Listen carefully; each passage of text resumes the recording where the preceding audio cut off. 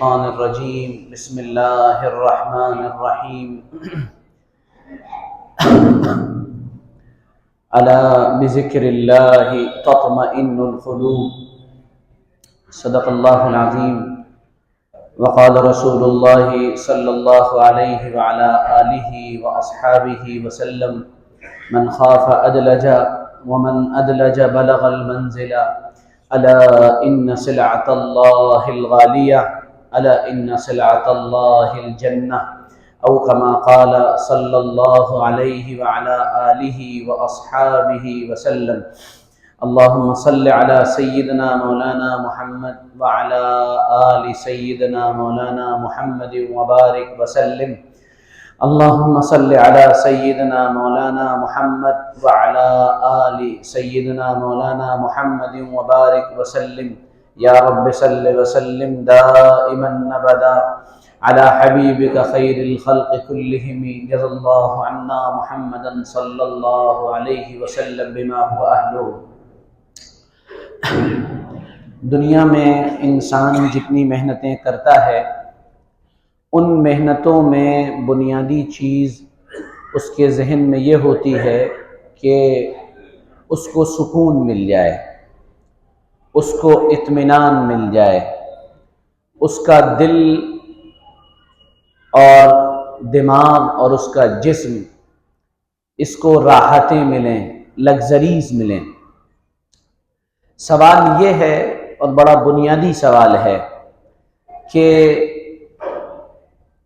سکون اور اطمینان کہتے کسے ہیں، اور دوسرا سوال یہ ہے کہ سکون اور اطمینان کے حاصل ہونے کے ذریعے کیا ہیں، اور تیسرا سوال یہ ہے کہ سکون اور اطمینان یہ کتنی طرح کا ہوتا ہے۔ آج کی اس محفل میں انہی سوالوں کے جواب دینے کی کوشش کی جائے گی۔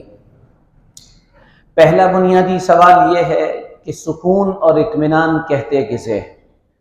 سکون اور اطمینان کا تعلق انسان کے جسم سے نہیں ہے، انسان کے دل اور دماغ سے ہے۔ بہت مرتبہ آپ کو ایسا محسوس ہوگا کہ انسان بہت سکون میں نظر آ رہا ہے، بہت اطمینان اسے بظاہر دیکھ کر محسوس ہوتا ہے، لیکن جب آپ اس کے دل کے حالات کو جاننے کی کوشش کریں گے اور اس سے دو چار جملے بات چیت کریں گے تو آپ کو یہ نظر آئے گا، یہ محسوس ہوگا کہ یہ بیچارہ بہت پریشان ہے۔ ایک صاحب ہمارے ملنے والے بڑے اچھے تاجر ہیں، وہ یہاں سے باہر رہتے ہیں، کسی دوسری جگہ رہتے ہیں، بڑے اچھے شہر میں رہتے ہیں، گاڑی ہے، گھر ہے، یہاں بھی گھر بنا رہے ہیں بڑا عالی شان، زمین بھی بڑی اعلیٰ درجے کے لیے، مکان بھی بڑا زبردست بن رہا ہے۔ ان سے فون پر بات ہو رہی تھی اور کل ہی بات ہو رہی تھی، تو کہنے لگے کہ مولانا صاحب میں بہت پریشان ہوں۔ تو میں ایک سیکنڈ کو سوچنے لگا کہ جس آدمی کے پاس ایک نہیں دو گھر ہیں، جس آدمی کے پاس بائک نہیں کار بھی ہے، جس آدمی کی رشتہ داری بھی بڑی وسیع ہے، یہ آدمی پریشان کیوں ہے؟ یہ تو بڑا جب آتا ہے تو بڑا مسکراتا ہوا آتا ہے، بڑے اس کی محفلیں لگتی ہیں، یہ پریشان کیوں ہے؟ تو مجھے اس سے ایک بات سمجھ میں یہ آئی کہ پریشانی کا تعلق اکثر و بیشتر انسان کے دل اور دماغ سے ہوتا ہے۔ تو جس کا دل مطمئن ہے، جس کا دماغ سکون میں ہے، دراصل خوش وہ ہے، دراصل سکون اس کے پاس ہے۔ اور ایک بیچ میں بات عرض کرتا چلوں، دنیا میں جتنے لوگ کام کرتے ہیں ان کی محنت کا مرکز اور ان کی محنت کی جو دھری ہوتی ہے، جو بنیاد ہے، وہ انسانی جسم ہے۔ وہ انسانی جسم پر محنت کرتے ہیں، اور اللہ کے نیک بندے جو ہوتے ہیں، اہل اللہ جو ہوتے ہیں، بزرگان دین جو ہوتے ہیں، وہ جسم کے بجائے دل اور دماغ پر محنت کرتے ہیں۔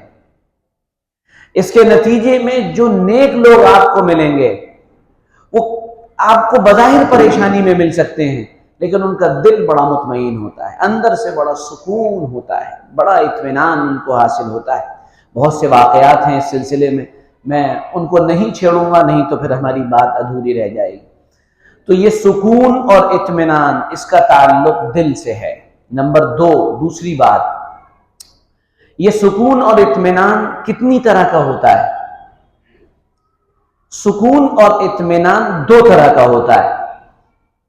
ایک سکون اور اطمینان وہ ہے جو تھوڑی دیر کے لیے ہو، جس کو ہم کہتے ہیں وقتی ہو، اور ایک سکون اور اطمینان وہ ہے جو دائمی ہو، ہمیشہ کے لیے ہو۔ اور اکثر لوگ، اور اکثر دنیا، لوگ کیا پوری دنیا، اکثر و بیشتر سکون اور اطمینان کے ان ذریعوں کا استعمال کرتی ہے جن سے وقتی طور پر انسان کو سکون ملتا ہے، تھوڑی دیر کے لیے سکون مل جاتا ہے۔ اور جب انسان ان چیزوں کا استعمال کرتا ہے تو وہ ان چیزوں کا عادی ہو جاتا ہے۔ تھوڑی دیر کے سکون کے لیے کچھ الجھن و پریشانی ہوئی اور انسان کی صحبت بگڑ گئی اور اس کے حالات بگڑ گئے اور وہ غلط جگہ بیٹھنے اٹھنے لگا، تو وہ مان لیجئے شراب کا عادی ہو گیا، نشے کا عادی ہو گیا، چرس کا عادی ہو گیا، گانجے کا عادی ہو گیا، افیم کا عادی ہو گیا، اور دنیا جہان کے نشے دنیا میں ان کا عادی ہو گیا۔ جب بھی کسی نشے والے سے آپ ملاقات کریں گے تو اس کے پاس ایک چیز بڑی کامن ملے گی، وہ بہت پریشانی میں ہوگا۔ اس پریشانی کو تھوڑی دیر کے لیے دور کرنے کے لیے وہ اس نشے کا سہارا لیتا ہے۔ آپ دیکھیے گا، غم تھا، وہ اپنے کام میں لگ گیا اور وہ پینے لگا، تھوڑا وقت گزرا، وہ پریشان ہوا، اور پریشان ہونے کے بعد اس نے پھر اس نشے کو دور کرنے کے لیے یا اس کی عادت کو چھوڑنے کے لیے اس نے اب کسی سینٹر سے رابطہ قائم کیا کہ میں نشہ چھوڑنا چاہتا ہوں۔ میں سفر میں تھا، ٹرین میں ایک نوجوان جس کی شادی ہونے والی تھی مجھے ملا، تو وہ غیر مسلم تھا۔ میں نے سلام دعا کی، میں نے کہا اور بھائی کہاں کا سفر ہے، کہاں کا ارادہ ہے؟ تو کہنے لگا میں اس وقت شراوستی ضلع ہے وہاں جا رہا ہوں، گورکھپور کے پاس۔ میں نے کہا خیریت، کیسے جانا ہو رہا ہے؟ کہنا ہے مولانا صاحب میری شادی ہونے والی ہے۔ میں نے کہا اچھا، بہت مبارک۔ کہنا ہے اور میں نشے کا عادی ہوں۔ میں نے کہا اچھا، تو تم وہاں کیوں جا رہے ہو؟ کہ میں نشہ چھوڑنا چاہتا ہوں لیکن چھوڑ نہیں پا رہا ہوں، اور اس نشے کی عادت کو چھوڑنے کے لیے میں فنا بابا ہیں ان کے پاس جا رہا ہوں تاکہ میں یہ نشے کی عادت چھوڑ دوں۔ میں نے کہا بہت مبارک۔ یہ دنیا تھوڑی نہیں ہے، یہ بہت بڑی دنیا ہے ایسی۔ کسی کو سٹا لگانے کی عادت پڑ گئی، سگریٹ پینے کی عادت پڑ گئی، اب اسے کچھ بھی ہوگا وہ تھوڑی دیر کے بعد ایک سگریٹ پیے گا، اور اس کو اس کے بغیر چین آئے گا ہی نہیں جب تک وہ سگریٹ نہ پی لے۔ کچھ لوگ ہوتے ہیں جن کو اور طرح طرح کے نشوں کی عادت پڑی ہوتی ہے، اور ان سب کے پیچھے ایک بات کامن ملے گی، وہ پریشان ہیں، وہ الجھن میں، تھوڑی دیر کے لیے اس نشے سے اپنے آپ کو گویا کہ اپنی اس پریشانی کو دور کرنا چاہتے ہیں، حالانکہ اس سے پریشانی دور نہیں ہوتی، بڑھ جاتی ہے۔ یہ بالکل ایسا انسان ہے جو اپنے علاج کے لیے اس کے پیٹ میں درد ہوا، اس کی کمر میں درد ہوا، اس کو کسی اور جگہ درد ہوا، یہ میڈیکل اسٹور پہ پہنچا، یہ ڈاکٹر کے پاس پہنچا، ڈاکٹر صاحب درد ہو رہا، اچھا لو یہ پین کلر کھا لینا۔ اس نے پین کلر کھا لی، اس کو آرام مل گیا تھوڑی دیر کے لیے، یہ بہت خوش ہے، کہہ رہا ہے بہت بڑھیا، صحیح ہو گیا، میں صحیح نہیں ہوا، اندر کیا ہے اس کا حل ابھی نہیں آیا سامنے۔ میں کل ایک یہاں محلے میں گیا تھا، وہاں ابھی 2 مہینے پہلے بڑے لہیم شہیم نوجوان کا انتقال ہوا، بڑے طاقتور، بڑے قوی الجثہ تھے وہ نوجوان، اور ان کو تکلیف کیا تھی؟ ان کے پیٹ میں درد ہوتا تھا اور وہ پتے کی تکلیف میں مبتلا تھے، اور جب درد ہوتا تھا تو وہ اپنا ایک پین کلر کھا لی، وقت گزار دیا، اب ڈاکٹروں نے کہا کہ آپ بڑے نقصان میں آ جائیں گے، آپ خدا کے لیے اس کا علاج کرا لیں پرماننٹ. لیکن ان کو اس تکلیف سے نکلنے کا ایک شارٹ ٹرم حل مل گیا، گولی لی کھا لی ختم. نتیجہ یہ ہوا کہ 2 مہینے تک پین کلر کھانے کے نتیجے میں ان کی کڈنی متاثر ہوئی اور وہ دلی میں ایڈمٹ رہے. 2 مہینے کا علاج ہوا، 40 لاکھ روپیہ ان کے علاج پر خرچ ہوا اور پھر وہ اللہ کو پیارے ہو گئے. یہ ہے پریشانی، دکھ اور درد سے نکلنے کے شارٹ ٹرم کو حاصل کرنے کا نتیجہ. تو ہمیں یہ سمجھنا پڑے گا کہ انسان نشہ بالآخر کرتا کیوں ہے، یہ بات جاننی پڑے گی، اور نشے کے ذریعے وہ کیا حاصل کرنا چاہتا ہے، یہ بات سمجھنی پڑے گی. تو میں نے عرض کیا تھا کہ انسان کے سکون کی 2 قسمیں ہیں، ایک سکون وقتی، ایک دائمی. وقتی سکون ان نشوں کے ذریعے سے مل سکتا ہے، اور وہ بھی وقتی نہیں ہوگا. یہ نشہ کرے گا نالی میں پڑا ہوا ملے گا، یہ نشہ کرے گا کسی سڑک پہ پڑا ہوا ملے گا، یہ نشہ کرے گا اس کی عزت زمین پہ آ جائے گی، یہ نشہ کرے گا یہ پورے معاشرے میں سماج میں بے عزت ہو جائے گا، بے وقات ہو جائے گا، کوئی اوقات اس کی نہیں رہے گی، یہ ان سب چیزوں میں مبتلا ہوگا. اور ایک سکون حاصل کرنے کا دائمی طریقہ ہے، ہمیشہ جس سے سکون ملتا ہے. زندگی ڈھرے پر لگ جاتی ہے، منجدار میں پھنسی ہوئی کشتی کو کنارہ مل جاتا ہے اور انسان بہت ہی سکون اور اطمینان اور چین کی زندگی گزارتا ہے. یہ راستہ اللہ کی یاد کا ہے، یہ راستہ اللہ کے دھیان کا ہے، یہ راستہ ذکر کا ہے، یہ راستہ دین کا ہے، یہ راستہ اسلام کا ہے، یہ راستہ شریعت کا ہے، یہ راستہ اللہ کو راضی کرنے کا راستہ ہے، یہ راستہ اللہ جن چیزوں میں سکون رکھتے ہیں یعنی نیکیاں، ان میں اتر کر اپنی زندگی کو ڈھالنے کا ایک راستہ ہے. اس کے بغیر انسان کو دائمی سکون کبھی نہیں مل سکتا ہے. اور میں سکون کی بات اس لیے آپ سے کر رہا ہوں کہ اس وقت کی دنیا بے سکونی میں مبتلا ہے. آپ اندازہ لگا نہیں سکتے کہ دنیا کتنی پریشان ہے، آپ سوچ نہیں سکتے کہ دنیا پر کیسے حالات اس وقت ہیں کہ وہ سب چیزوں کے باوجود پریشان ہیں. وہ میں نے شروع میں عرض کیا تھا، دنیا کے جتنے بھی لوگ ہیں ان کی محنت کا مرکز صرف انسان کا جسم ہے، اور انبیاء علیہ السلام کی محنت کا مرکز اصل انسان کی روح ہے.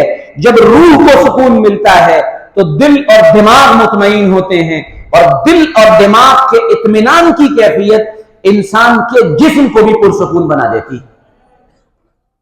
یہ بڑی سمجھنے کی چیز ہے. دنیا کتنی پریشان ہے. میں نے ابھی جب میں بیان تیار کر رہا تھا تو میں نے گوگل سے کچھ نتائج نکالے کہ دنیا کتنی پریشان ہے. میں اسے لکھ کر لایا، اتنا لمبا ڈیٹا تو خیر یاد بھی نہیں رہ پاتا آدمی کو. دنیا پریشان کتنی ہے، ڈپریشن میں کتنی ہے، انگزائٹی میں کتنی ہے نا، کتنی پریشان ہے یہ دنیا. آپ اندازہ لگائیے. دنیا کے ترقی یافتہ ملکوں کے کچھ میں آنکڑے آپ کے سامنے پیش کر رہا ہوں، تب آپ کو پتہ چلے گا کہ سکون کی وہ دولت جو ہمیں اور آپ کو گھر بیٹھے مل گئی ہے وہ کتنی قیمتی ہے. ایک دنیا کے اندر ملک ہے گریس، اس کی آبادی کا تقریباً 6.25% حصہ ڈپریشن میں ہے. 6.25% لوگ ڈپریشن میں ہیں. اور ڈپریشن کا مطلب آپ کو بتاؤں، بڑی دلچسپ بات بتاتا ہوں، آپ کو مزہ آئے گا اس بات کو سننے میں. ڈپریشن یہ انگریزی لفظ ہے، ڈپریشن انگریزی لفظ ہے، اس کا اردو میں کوئی ترجمہ نہیں اور عربی میں کوئی ترجمہ نہیں، نہ یہ اردو میں نہ عربی میں. وجہ کیا ہے؟ وجہ یہ ہے کہ جہاں اردو بولی جاتی ہے اور جن معاشروں میں عربی بولی جاتی ہے وہاں ڈپریشن نام کی بیماری ہوتی نہیں ہے. یعنی یہ بیماری مسلمانوں میں ہے ہی نہیں، تقریباً نہ کے برابر ہے. اور یہ اتنی خطرناک بیماری ہے. میں ایک ڈاکٹر سے ملا، وہ میرا عزیز بھی لگتا تھا، وہ پتہ نہیں کن وجوہات کی بنیاد پر اس بیماری میں مبتلا ہو گیا. میں نے اس کے ساتھ 1.5 گھنٹے کے 2 الگ الگ سیشنز کیے. میں نے اس سے پوچھا، میں نے کہا تیرے پاس کس بات کی کمی ہے؟ اتنا عالیشان گھر بنا ہوا ہے تیرا، تیرے ماں باپ موجود ہیں، تیری بیوی موجود ہے، تو ڈاکٹر ہے، اور میں نے کہا تیرے اکاؤنٹ میں کتنے پیسے ہیں یہ بتا. تو کہنے لگے میرے پاس مولانا صاحب کیا ہے، یہی کوئی 3-3.25 لاکھ روپے پڑے، اور کیا ہے میرے پاس. میں نے کہا اوہ اتنے میں بھی ڈپریشن میں ہے تو. ہمارے فیروز آباد کے اس غریب سے جا کر مل جو صبح گھر سے نکلتا ہے اور جیب میں اس کے 30-40 روپے پڑے ہوتے ہیں، اور وہ جاٹک پوری کی پلیا پر پہنچ کر بریانی والے سے کہتا ہے پہلے بریانی نکالو، بریانی کھلاؤ، اس کے بعد میں محنت کے لیے نکلوں گا. حیران تھا میں اس کو دیکھ کر. یہ ایک بیماری ہے، ماننا پڑے گا، اور جب ہو جاتی ہے تو یہ پھر انسان کو ایک ہی طرف لے جاتی ہے، خودکشی کی طرف. خودکشی کر لیتا ہے. کیفی کوآپریٹو کا مالک آپ نے سنا ہوگا ابھی کچھ دن پہلے کیوں مرا تھا؟ 750 کروڑ جس کے بنیادی اسسٹ ہو، 750 کروڑ روپے کا جو مالک ہو، وہ خودکشی کیوں کر رہا ہے آخر؟ کیا چیز ہے؟ اس کا مطلب ہے کچھ نہیں ہے، کچھ نہیں ہے جس کو وہ پورا کرنا چاہتا ہے. وہ کیا نہیں ہے اس پر تو بات ابھی ہوگی انشاءاللہ. آگے چلیے. یو ایس جو دنیا کے سب سے ترقی یافتہ ممالک میں گویا کہ سب کا بادشاہ ہے، یونائٹڈ اسٹیٹ آف امریکہ، جہاں جانا بھی ہمارے لیے معراج سے کم نہیں ہوتا. اگر کوئی حج عمرہ کرنے جا رہا ہو تو اس سے کیا کہتے ہیں ہم؟ کہاں جا رہے ہیں؟ حج عمرہ. اچھا ماشاءاللہ دعا کریے گا. اور کسی نے یہ کہا کہ کہاں جا رہے ہیں؟ امریکہ. امریکہ جا رہے ہیں؟ اوہ اچھا، بہت بڑے آدمی امریکہ جا رہے ہیں. جس سے ہماری مرعوبیت کا یہ حال ہے، اتنا گھبراتے ہیں جن کا نام سن کر ہم. وہاں کی ایکچوئل پوزیشن یہ 5.9%، یعنی تقریباً 6% لوگ وہاں بھی ڈپریشن کا شکار ہیں. آپ ابھی لاک ڈاؤن سے گزر کے آئے ہیں ہم لوگ. فیروز آباد پر اللہ کا بڑا خاص کرم اور فضل رہا الحمدللہ رب العالمین. ایسا فضل و کرم تو پورے دنیا میں کہیں دیکھنے کو آپ کو نہیں ملا ہوگا الحمدللہ. اللہ کا شکر ہے نہ بریانی رکی، نہ مرغا رکا، نہ اللہ کا شکر ہے مچھلی رکی. حد ہے، میں آپ کو حد بتا رہا ہوں. ایک نوجوان میرا شاگرد تھا اور اس کا کاسمیٹک کا کام تھا. تو میں یہ سوچنے لگا کاسمیٹک کی یعنی کریم پاؤڈر فلاں یہ کہاں بکا ہوگا یہ لاک ڈاؤن میں. میں یہ سوچنے لگا تو میں نے ایک دن اسے اکیلے میں یہی مسجد میں ہی اسی کونے پہ میں نے کہا اور بیٹا کیا حال چال ہے؟ ٹھیک ہے، سب گھر پہ خیریت ہے. میرا ارادہ یہ تھا کہ کچھ اگر اس کو ہوگا دعا کریں گے اور کہیں گے بھائی انشاءاللہ دعا کر رہے ہیں، جو بن سکے گا کر دیں گے انشاءاللہ اس کے لیے. تو میں نے اس سے اکیلے میں پوچھا، میں نے کہا سب ٹھیک چل رہا ہے؟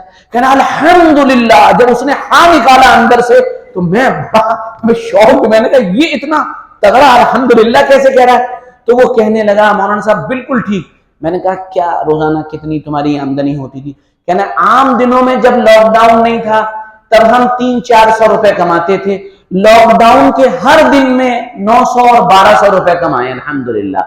یہ لاک ڈاؤن میں لپسٹک، پاؤڈر اور میک اپ یہ کون کر رہا تھا آخر؟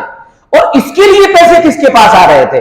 وہ کوئی ایسے محلے میں تو نہیں تھا کہ جہاں اڈانی جی اور امبانی جی رہتے ہوں کہ ان کو ہر وقت ضرورت پڑتی ہو ان چیزوں کی. نہ کوئی بہت رئیس ایسا محلہ تھا، میں نام نہیں لوں گا اس محلے کا. لیکن اللہ کی شان، ہم سب اس دور کو گزار کے آئے ہیں اور ہمارا یقین اللہ کی ذات پر اتنا بڑا ہے کہ ہم کما کر جتنا کھاتے ہیں رب بیٹھا کر اتنا کھلا سکتا ہے. ارے کھایا کہ نہیں کھایا بتاؤ؟ ارے کہو کھایا. الحمدللہ، اللہ کا شکر ہے کھایا. پائے کھائے، بریانی کھائی، الگ الگ مرغم غذائیں کھائیں رمضان المبارک میں. آپ دیکھیے کیا کیا نہیں ملا. وہ ہمارا سعید علی کہیں موجود ہوگا رمضان میں غذائیں اس کے سامنے آتی کہ نہیں؟ کچھ نہیں. بہت ہلکا معاملہ ہے اس مرتبہ، اور ہلکے معاملے میں بھی 10 آئٹم اللہ کھلاتا تھا. ہاں اسے رمضان میں اتنا سینس پیدا ہو گیا تھا کہ رمضان میں کہہ رہا تھا کہ یہ تلی ہوئی چیزیں نہیں کھانی چاہیے، ہارٹ کی بیماری ہو جاتی ہے. ہم کو تم وہ کھلاؤ، سنترا کھلاؤ، سیب کھلاؤ، اور ہر یہ کہتا ہے کیوی کھلاؤ، پلیٹلیٹ بڑھتی ہیں اس سے. کتنا سینس مسلمانوں کو لاک ڈاؤن میں بڑھا الحمدللہ رب العالمین. یہ چین و سکون کی انتہا ہے جس میں میرا اور آپ کا کوئی کمال نہیں ہے. میں مسجد میں بیٹھ کے کہنا چاہتا ہوں یہ صرف اللہ رب العزت سے ہمارے اس تعلق کی بنیاد پر ہے جو ایک کمزور دھاگے کی طرح ہے.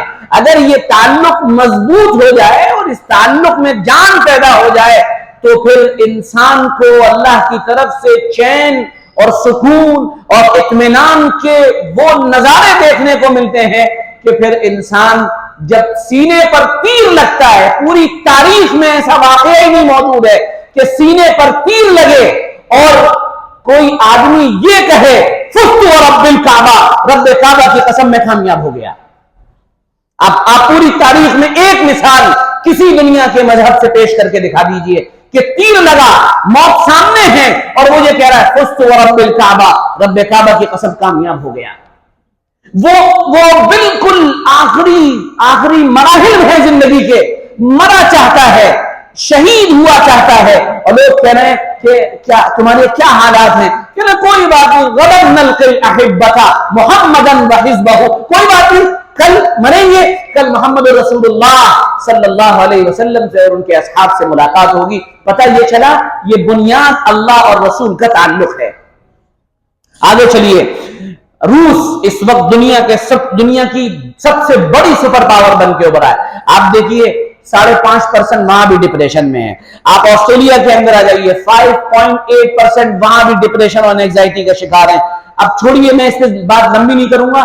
فن لینڈ دنیا کا سب سے خوشحال ملک ہے دنیا کا.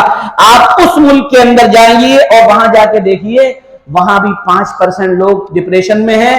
اور مزے کی بات سب چھوڑیے، چائنا نے دنیا میں جھنڈے گاڑ دیے ہیں اپنی مصنوعات کے اور اپنی بنی ہوئی چیزوں کے، اور ہر چیز پہ چائنا چھا گیا ہے. 26% لوگ وہاں پر ڈپریشن اور اینگزائٹی کا شکار ہیں. کیا ہے وہاں؟ کس چیز کی کمی ہے؟ وہاں کون سی ترقی نہیں ہوئی ہے جس کی بنیاد پہ یہ لوگ پریشان ہیں؟ پتہ یہ چلا کہ وہ کوئی ایسی چیز ہے جو ان کے پاس نہیں ہے، وہ کوئی ایسی چیز ہے جس کو یہ ابھی تک پا نہیں سکے ہیں، وہ کوئی ایسی چیز ہے جس کا ریسورس ان کو ابھی تک نہیں مل سکا ہے، ورنہ یہ چیزیں حاصل ضرور کرتے تاکہ ان کی جنتا، ان کی پبلک، ان کی عوام سکون کی زندگی گزار سکے. تو وہ میں نے جو شروع میں 3 سوال قائم کیے تھے، اس کا آخری سوال یہ تھا کہ آخر پھر یہ سکون انسان کو ملے گا کیسے؟ اور میں نے بتایا تھا سکون کی 2 قسمیں ہیں، دائمی اور عارضی. ہر نشہ کرنے والا سکون کا طالب ہوتا ہے اور وہ سکون کو حاصل کرنے کے لیے نشے کا سہارا لیتا ہے، اور اس نشے کے سہارے میں وہ تھوڑی دیر کا سکون حاصل کرتا ہے، لیکن اپنی عزت، اپنا وقار، اپنی بزرگی یا اپنا رعب سب گنوا بیٹھتا ہے. ایک مرتبہ میں بمبئی کے سفر میں تھا، راجدھانی سے ہمارا سفر ہو رہا تھا. ایک فوجی صاحب بیٹھے ہوئے تھے سامنے، اور ان کی مونچھوں پہ بھی بڑا تاؤ تھا اور بڑے زبردست لگ رہے تھے، اور وہ یہ کہہ رہے تھے بھارتی سینا اور ہم نے یوں کیا اور یہ کیا. ہم لوگ سن رہے تھے، بھئی بھارتی سینا کا آدمی ہے، زیادہ اس پہ بولنا نہیں چاہیے، خاموشی سے سنتے رہو. سن رہے تھے. تھوڑی دیر کے بعد کھانا آیا. کھانا کھانے کے بعد وہ حضرت باہر تشریف لے گئے اور انہوں نے ایک پیگ لگایا، اور جب وہ پیگ لگا کر واپس لوٹے تو بدبو تو آئی رہی تھی. اس کے بعد انہوں نے جو ادھر ادھر کی باتیں شروع کی تو ہماری ہی سیٹ پر ایک آدمی بیٹھا ہوا تھا. اس نے براہ راست ان کو گالی دے کر کہا اب جا کے اپنی سیٹ پر بیٹھ جاؤ، لیٹ جاؤ، اب منہ مت چلاؤ اور اپنی سیٹ پر لیٹ جاؤ. تو میں نے دیکھا عزت 1 منٹ پہ زمین پہ آ گئی،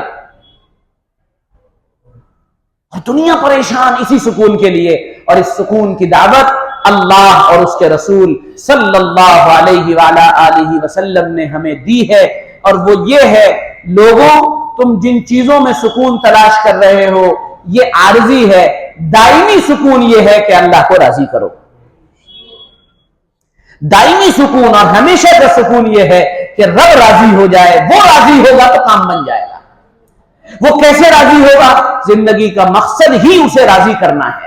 وہ کیسے راضی ہوگا؟ وہ محمد رسول اللہ صلی اللہ علیہ وسلم کے بتائے ہوئے طریقے سے راضی ہوگا. اس طریقے پر آؤ، اس طریقے پر چلو، اس طریقے کو اپنی زندگی کے اندر لانے کی کوشش کرو، اور عملی طور پہ اس طریقے کو لوگوں تک پہنچانے کی کوشش کرو، تو تمہاری زندگیوں کے اندر سکون آ جائے گا.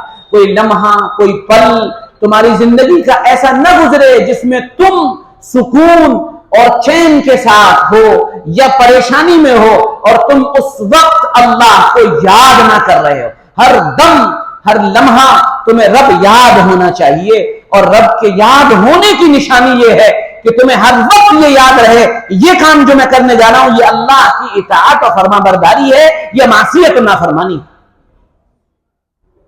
اذان کی صدا آ جائے تو پھر نماز پڑھنے جانا ہے، اب سارے کام چھوڑ دو، مسجد میں جا کر باجماعت نماز ادا کرنے کی کوشش کرو۔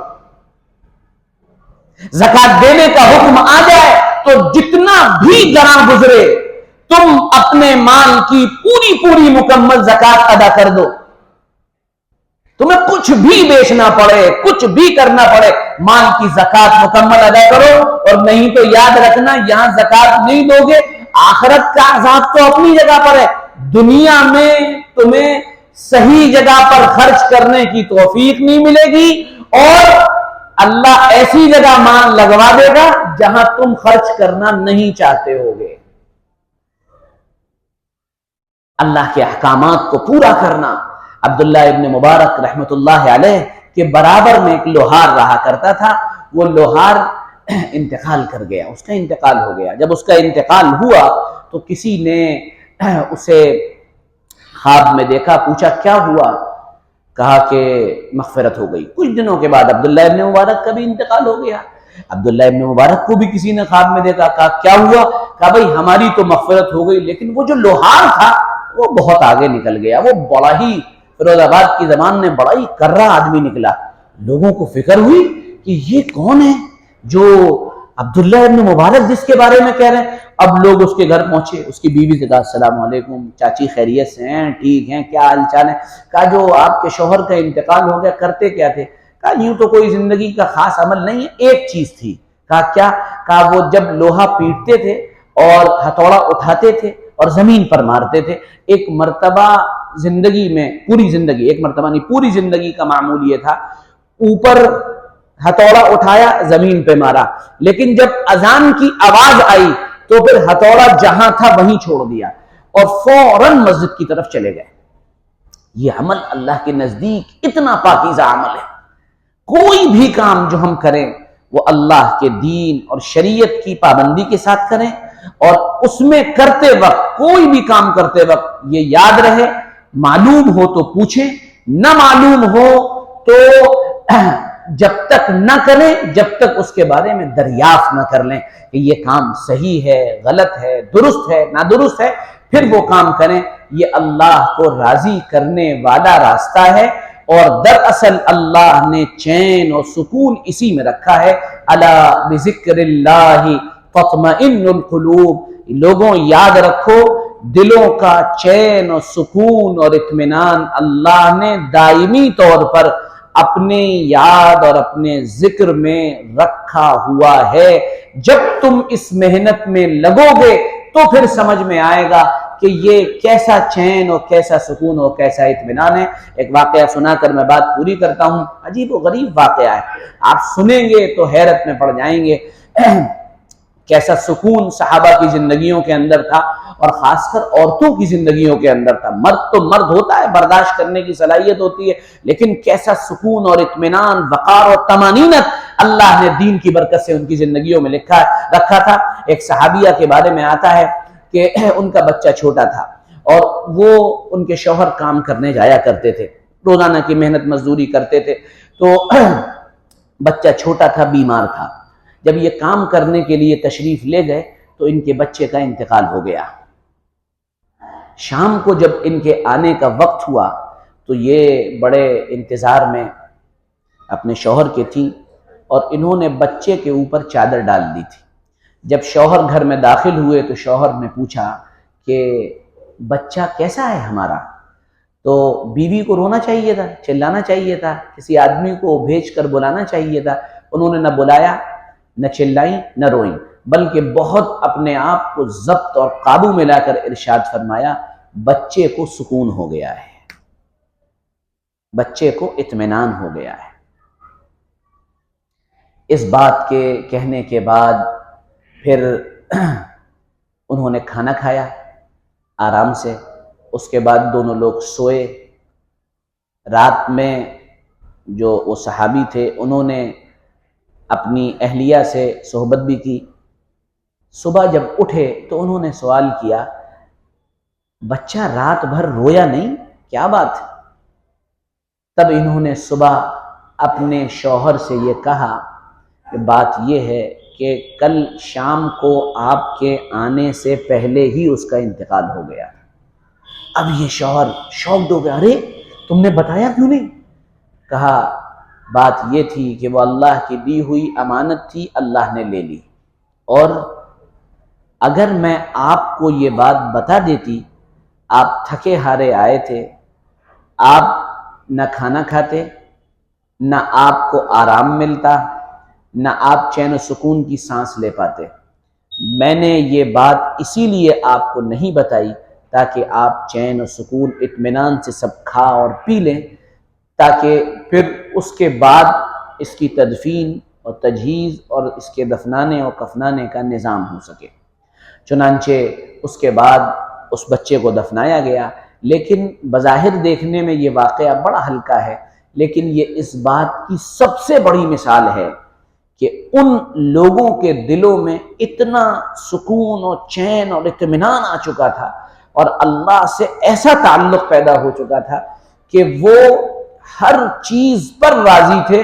ان کے جسم پریشان ہو جاتے تھے لیکن ان کے دل اور ان کی روحیں کبھی پریشان نہیں ہوتی تھی۔ اسی لیے آپ ان کے جتنے بھی بزرگان دین ہیں، اولیاء اللہ، آپ اکثر کی زندگی میں آخر وقت کے حالات دیکھیں تو آپ کو یہ بات ملے گی کہ وہ اس دنیا کو چھوڑنے کے لیے بے چین اور بے تاب ہیں۔ ایک بزرگ تھے، ان کا نام ذہن میں نہیں رہا اس وقت، ان کے انتقال کا وقت آیا تو کوئی آیا اور آ کے کہنے لگا اللہ آپ کو صحت عطا فرمائے۔ وہ اس کے اوپر غصہ ہو گئے، کہ بے وقوف ہو گئے، دماغ خراب ہے، جس پل کا انتظار میں 70 سال سے کر رہا ہوں، تم اس وقت کے لیے مجھے آ کے پھر یہ کہہ رہے ہو کہ پھر اور تھوڑے دن یہاں رہ لوں؟ مجھے اللہ سے ملنے کا شوق ہے۔ من احب لقاء اللہ احب اللہ لقاءہ، اللہ جو بھی انسان اللہ سے محبت رکھتا ہے، ملنے کا شوق رکھتا ہے، اللہ بھی اس سے ملنے کا شوق رکھتے ہیں۔ یہ کیا ہے؟ یہ دلوں کا چین و سکون اور اطمینان ہی تو ہے۔ ہم اس وقت جو پریشان ہیں اس کی بنیاد ہماری زندگی کی غفلتیں ہیں، ہمارے گناہ ہیں، ہماری بے اعتدالیاں ہیں، ہماری دین سے دوری ہے، ہماری شریعت کی جو ایک گویا کہ شریعت کی جو ریکوائرمنٹ ہے ہم سے، شریعت جو چاہ رہی ہے ہم وہ نہیں کر رہے ہیں، یہی ہماری پریشانی ہے۔ آپ یقین جانیں اور بالکل یقین رکھ لیں کہ اگر اس ریکوائرمنٹ کو پورا کر دیا جائے اور ہم اللہ اور رسول کے احکامات کو پورے طور پر فالو کرنے لگیں اور ماننے لگیں، پھر کوئی آپ کو پریشان کرنے والا نہیں رہے گا، اور اللہ رب العزت آپ کے بدلے اور آپ کے انتقام اور آپ کی طرف سے خود کھڑا ہو کر اللہ تعالیٰ بدلے لے لے گا۔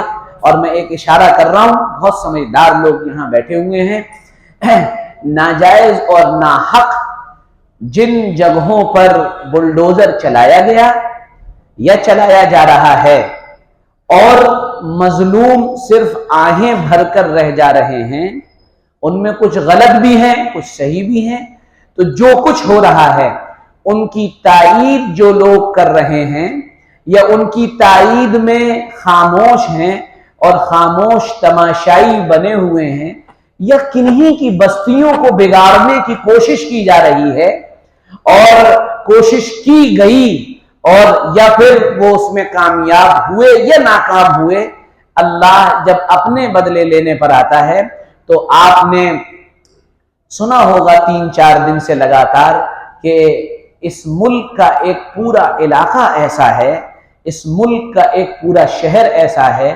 جس شہر پر یہ خطرہ اب منڈرانے لگا ہے کہ وہ پورا شہر اپنے 6000 مکانات کے ساتھ زمین کے اندر سمانے والا ہے۔